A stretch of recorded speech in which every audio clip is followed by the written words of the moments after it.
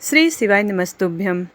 ब्रह्मा जी बोले, हे मुनिराज, दक्ष के इस रूप को जानकर मैं उसके पास गया। मैंने उसे शांत करने का बहुत प्रयत्न किया और सांत्वना दी।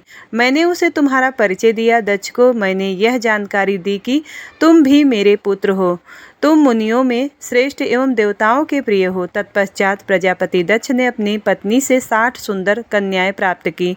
तब उनका धर्म आदि के साथ विवाह कर दिया। दक्ष ने अपनी 10 कन्याओं का विवाह धर्म से, 13 कन्याओं का विवाह कश्यप मुनि से और 27 कन्याओं का विवाह चंद्रमा से कर दिया। दो भूता गिरस और कृशाश्व और शेष 4 कन्याओं का विवाह तार्क्ष के साथ कर दिया। इन सब की संतानों से तीनों लोग भर गए। पुत्र पुत्रियों की उत्पत्ति के पश्चात प्रजापति दक्ष ने अपनी पत्नी सहित देवी जगदम्बिका का ध्यान किया। देवी की बहुत स्तुति की। प्रजापति दक्ष की सपत्नीक स्तुति से देवी जगदम्बिका ने प्रसन्न होकर दक्ष की पत्नी के गर्भ से जन्म लेने का निश्चय किया। उत्तम मुहूर्त देखकर दक्ष पत्नी के गर्भ में धारण किया और उस समय उनकी शोभा बढ़ गई। भगवती के निवास के प्रभाव से दक्ष पत्नी महामंगल रूपणी हो गई। देवी के गर्भ में जानकर सभी देवी देवताओं ने जगदम्बा की स्तुति की। 9 महीने बीत जाने पर शुभ मुहूर्त में देवी भगवती का जन्म हुआ। उनका मुख दिव्य आभा से सुशोभित था। उनके जन्म के समय आकाश से फूलों की वर्षा होने लगी और मेघ जल बरसने लगे। देवता आकाश में खड़े मांगलिक ध्वनि करने लगे। यज्ञ की बुझी हुई अग्नि पुनः जलने लगी। साक्षात जगदम्बा को प्रकट हुए देखकर दक्ष ने भक्ति भाव से उनकी स्तुति की। स्तुति सुनकर देवी प्रसन्न होकर बोली कि हे प्रजापति, तुम्हारी तपस्या से प्रसन्न होकर मैंने तुम्हारे घर में पुत्री के रूप में जन्म लेने का जो वर दिया था वह आज पूर्ण हो गया है। यह कहकर उन्होंने पुनः शिशु का रूप धारण कर लिया तथा रोने लगी। उनका रोना सुनकर दासियां उन्हें चुप कराने हेतु वहां एकत्र हो गई। जन्म उत्सव में गीत और अनेक वाद्य यंत्र बजने लगे। दक्ष ने वैदिक रीति से अनुष्ठान किया और ब्राह्मणों को दान दक्षिणा दिया। उन्होंने अपनी पुत्री का नाम उमा रखा। देवी उमा का पालन बहुत अच्छे तरीके से किया जा रहा था। वह बालकपन में बहुत सी लीलाएं करती थी। देवी उमा इस प्रकार बढ़ने लगी जैसे कि शुक्ल पक्ष में चंद्रमा की कला बढ़ती है। जब वे अपनी सखियों के साथ बैठती थी तो वे भगवान शिव की मूर्ति को ही चित्रित करती थी। वे सदा प्रभु शिव के भजन गाती थी, उन्हीं का स्मरण करती थी और भगवान शिव की भक्ति में ही लीन रहती थी। ब्रह्मा जी बोले, हे नारद, एक दिन मैं तुम्हें लेकर प्रजापति दक्ष के घर पहुंचा। वहां मैंने देवी सती को उनके पिता के पास बैठे देखा। मुझे देखकर दक्ष ने आसन से उठकर मुझे नमस्कार किया। तत्पश्चात सती ने भी प्रसन्नतापूर्वक मुझे नमस्कार किया। हम दोनों वहां आसन पर बैठ गए। तब मैंने देवी सती को आशीर्वाद देते हुए कहा कि सती, जो केवल तुम्हें चाहते हैं और तुम्हारी ही कामना करते हैं, तुम भी मन में उन्हीं को सोचती हो और उसी के रूप का स्मरण करती हो। उन्हीं सर्वज्ञ जगदीश्वर महादेव को तुम पति रूप में प्राप्त करो, वे ही तुम्हारे योग्य हैं। कुछ देर के बाद दक्ष से विदा लेकर मैं अपने धाम को चल दिया। दक्ष को मेरी बातें सुनकर बड़ा संतोष एवं प्रसन्नता हुई। मेरे कथन से उनकी सारी चिंताएं दूर हो गई। धीरे धीरे सती ने कुमारावस्था पार कर ली और वे युवा अवस्था में प्रवेश कर गई। उनका रूप अत्यंत मनोहारी था। उनका मुख दिव्य तेज से शोभायमान था। देवी सती को देखकर प्रजापति दक्ष ने उनके विवाह की चिंता होने लगी। तब पिता के मन की बात जानकर देवी सती ने महादेव को पति रूप में पाने की इच्छा अपनी माता को बताई। उन्होंने अपनी माता से भगवान शंकर को प्रसन्न करने के लिए तपस्या करने की आज्ञा मांगी। उनकी माता ने आज्ञा देकर घर पर ही उनकी आराधना आरंभ करा दी। अश्विन मास में नंदा अर्थात प्रतिपदा, षष्ठी और एकादशी तिथियों में उन्होंने भक्ति पूर्वक भगवान शिव का पूजन कर उन्हें गुड़ भात और नमक का भोग लगाया व नमस्कार किया। इसी प्रकार 1 मास बीत गया। कार्तिक मास की चतुर्दशी को देवी सती ने मालपुआ और खीर से भगवान शिव को भोग लगाया और उनका निरंतर चिंतन करती रही। मार्गशीर्ष मास के कृष्ण पक्ष की अष्टमी को वे तिल और जौ चावल से शिव जी की आराधना करती और घी का दीपक जलाती। पौष माह की शुक्ल पक्ष सप्तमी को पूरी रात जागरण कर सुबह खिचड़ी का भोग लगाती। माघ की पूर्णिमा की रात भर वे शिव आराधना में लीन रहती और सुबह नदी में स्नान कर गीले वस्त्रों में ही पुनः पूजा करने बैठ जाती। फाल्गुन मास के कृष्ण पक्ष की चतुर्दशी तिथि को जागरण कर शिव जी की विशेष पूजा करती। उनका सारा समय शिव जी को समर्पित था। वे अपने दिन रात शिव जी के स्मरण में ही बिताती थी। चैत्र माह के शुक्ल पक्ष की चतुर्दशी को वे ढाक के फूलों और दवनों से भगवान की पूजा करती थी। वैशाख माह में वे सिर्फ तिलों को खाती थी। वे नए जौ के भात से शिव पूजन करती थी। ज्येष्ठ माह में वे भूखी रहती और वस्त्रों तथा भटकैया के फूलों से शिव जी का पूजन किया करती थी। आषाढ़ मास के शुक्ल पक्ष की चतुर्दशी को वे काले वस्त्रों और भटकैया से रुद्रदेव का पूजन करती थी। श्रावण मास में यज्ञोपवीत वस्त्रों तथा कुश आदि से वे पूजन करती थी। भाद्रपद मास में विभिन्न फूलों से व फलों से भगवान शिव को प्रसन्न करने की कोशिश करती। वे सिर्फ जल ही ग्रहण करती। देवी सती हर समय भगवान शिव की आराधना में लीन रहती थी। इस प्रकार उन्होंने दृढ़तापूर्वक नंदा व्रत को पूरा किया। व्रत पूरा करने के पश्चात वे शिव जी का ध्यान करने लगी। वे निश्चय ही आसन में स्थिर हो निरंतर वह आराधना करती रही। हे नारद, देवी सती की इस अनन्य भक्ति और तपस्या को अपनी आँखों से देखने में मैं, विष्णु तथा अन्य सभी देवी देवता ऋषि मुनि वहाँ गए। वहाँ सभी ने देवी सती को भक्तिपूर्वक नमस्कार किया और उनके सामने मस्तक झुकाए। सभी देवी देवताओं ने उनकी तपस्या को सराहा। तब सभी देवी देवता और ऋषि मुनि मेरे, ब्रह्मा और विष्णु सहित कैलाश पर्वत पर पहुँचे। वहाँ भगवान शिव ध्यान मग्न थे। हमने उनके निकट जाकर दोनों हाथ जोड़कर उन्हें प्रणाम किया तथा उनकी स्तुति आरंभ कर दी। हमने कहा कि हाथ जोड़कर उन्हें प्रणाम करके कहा कि हे प्रभु, आप परम शक्तिशाली हैं। आप ही सत्व, रज और तम के शक्तियों के स्वामी हैं। वेद त्रयी, लोक त्रयी आपका स्वरूप है। आप अपनी शरण में आए हुए भक्तों की सदैव रक्षा करते हैं। आप सदैव भक्तों का उद्धार करते हैं। हे महादेव, हे महेश्वर, हम आपको नमस्कार करते हैं। आपकी महिमा जान पाना कठिन नहीं असंभव है।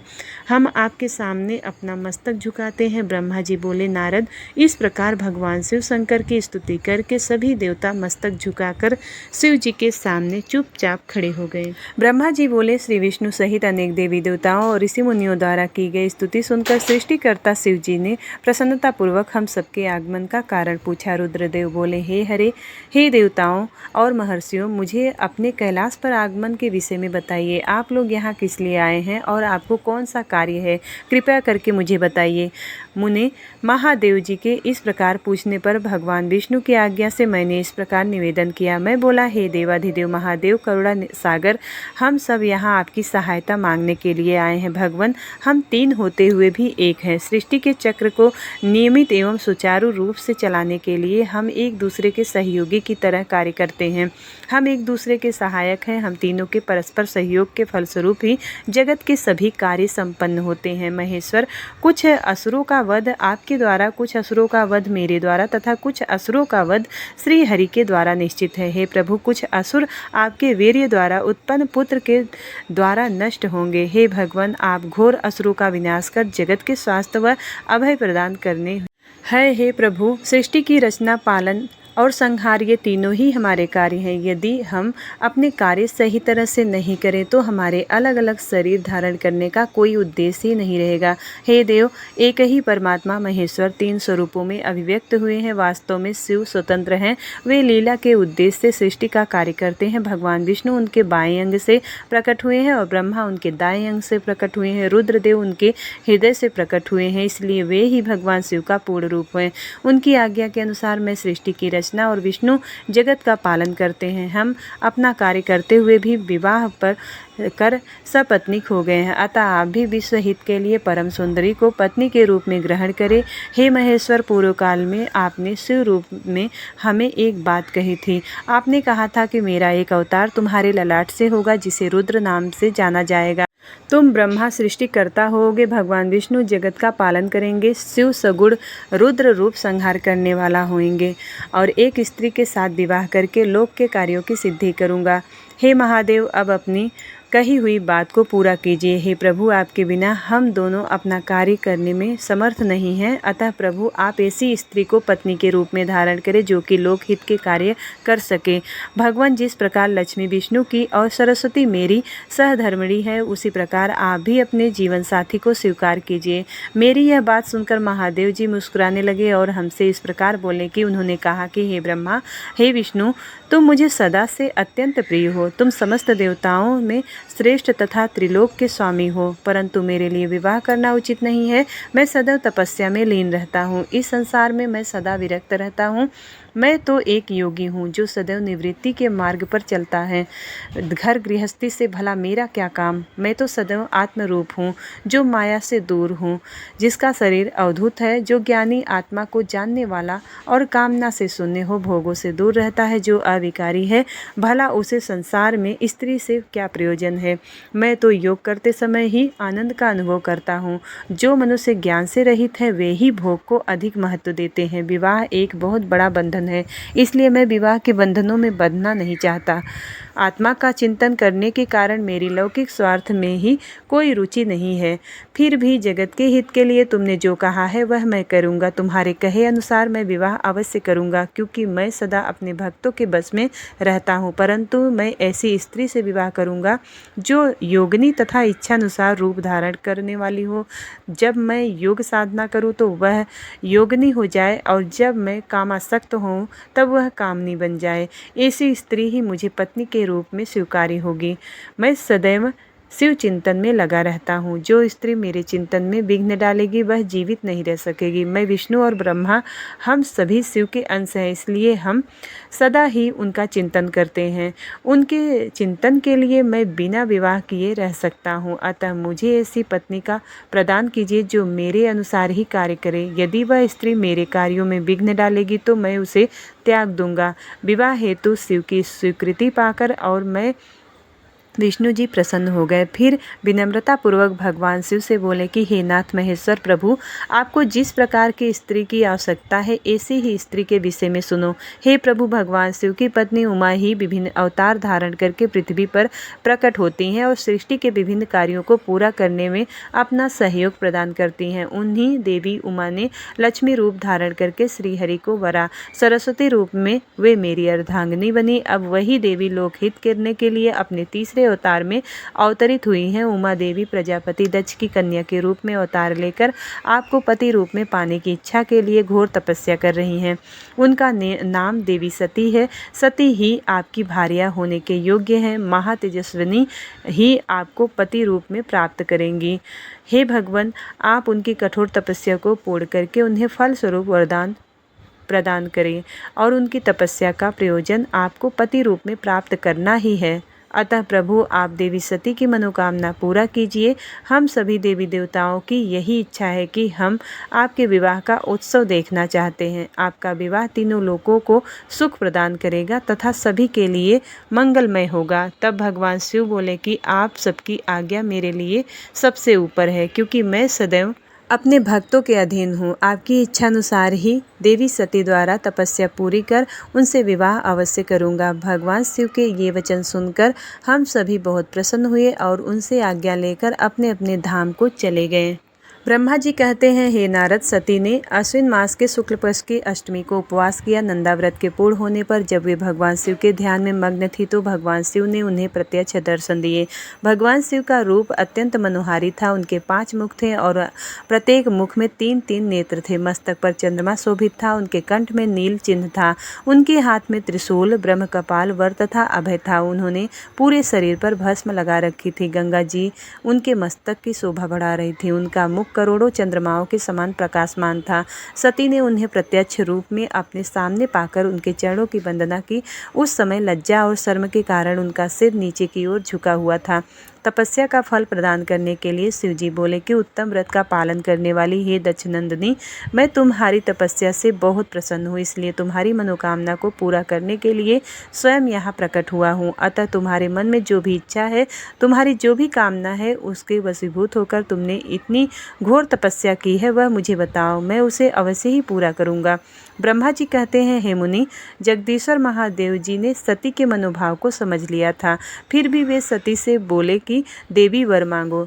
देवी सती शर्म से सिर झुकाए हुए थी। वह चाह कर भी कुछ नहीं कह पा रही थी। भगवान शिव के वचन सुनकर सती प्रेम में मग्न हो गई थी। शिव जी बार बार सती से वर मांगने के लिए कह रहे थे। तब देवी सती ने महादेव जी से कहा कि हे वर देने वाले प्रभु, मेरी इच्छा के अनुसार ही वर दीजिए। इतना कहकर देवी चुप हो गई। जब भगवान शिव ने देखा कि देवी सती लज्जावश कुछ कह नहीं पा रही हैं तो वह स्वयं उनसे बोले कि हे देवी, तुम मेरी अर्धांगिनी बनो।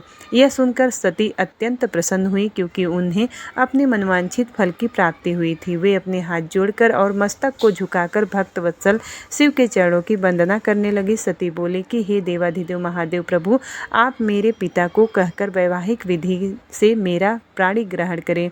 ब्रह्मा जी बोले, नारद, सती की बात सुनकर शिव जी उन्हें यह आश्वासन दिया कि ऐसा ही होगा। तब देवी सती ने भगवान शिव को हर्ष एवं मोह से देखा और उनसे आज्ञा लेकर अपने पिता के घर चली गई। भगवान शिव कैलाश पर लौट गए और देवी सती का स्मरण करते हुए उन्होंने मेरा चिंतन किया। शिव जी के स्मरण करने पर मैं तुरंत कैलाश की ओर चल दिया। मुझे देखकर भगवान शिव बोले कि ब्राह्मण दक्ष कन्या सती ने मेरी बड़ी भक्ति से आराधना की है। उनके नंदा व्रत के प्रभाव से और आप सब देवताओं की इच्छा का सम्मान करते हुए मैंने देवी सती को उनका मनवांछित वर प्रदान कर दिया है। देवी ने मुझसे यह वर मांगा है कि मैं उनका पति हूँ। उनके वर के अनुसार मैंने सती को अपनी पत्नी के रूप में प्राप्त करने का वर दे दिया है। वर प्राप्त कर वे बड़ी प्रसन्न हुई तथा उन्होंने मुझसे प्रार्थना की है कि मैं उनके पिता प्रजापति दक्ष के समक्ष देवी सती से विवाह करने का प्रस्ताव रखूं और प्राणी ग्रहण कर उनका वरण करूं।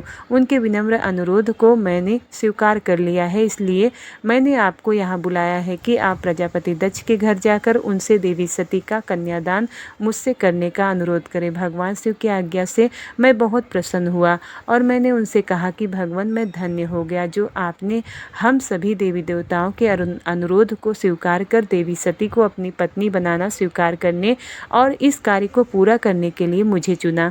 मैं आपके आज्ञानुसार अभी भी प्रजापति दक्ष के घर जाता हूँ तथा उन्हें आपका संदेश सुनाकर देवी सती का हाथ आपके लिए मांगता हूँ। यह कहकर मैं वेगशाली रथ से दक्ष के घर की ओर चल दिया। नारद जी ने पूछा, हे पितामह, पहले आप मुझे यह बताइए कि देवी सती के घर लौटने पर क्या हुआ? दक्ष ने उनसे क्या कहा और क्या किया? ब्रह्मा जी ने प्रश्न के उत्तर देते हुए बोले कि जब देवी सती तपस्या पूर्ण होने पर अपनी इच्छा के अनुरूप भगवान शिव से वर पाकर अपने घर लौटी तो उन्होंने श्रद्धापूर्वक अपने माता पिता को प्रणाम किया। उन्होंने अपनी सहेली द्वारा अपने माता पिता को यह सूचना दी कि उन्हें भगवान शिव से वरदान की प्राप्ति हो गई है। वे सती की तपस्या से बहुत प्रसन्न हुए हैं और उन्हें अपनी पत्नी के रूप में प्राप्त करना चाहते हैं। यह सुनकर प्रजापति दक्ष और उनकी पत्नी बहुत प्रसन्न हुए। उन्होंने आनंदित होकर बड़े उत्सव का आयोजन किया। उन्होंने ब्राह्मणों को भोजन कराया और उन्हें दक्षिणा दी।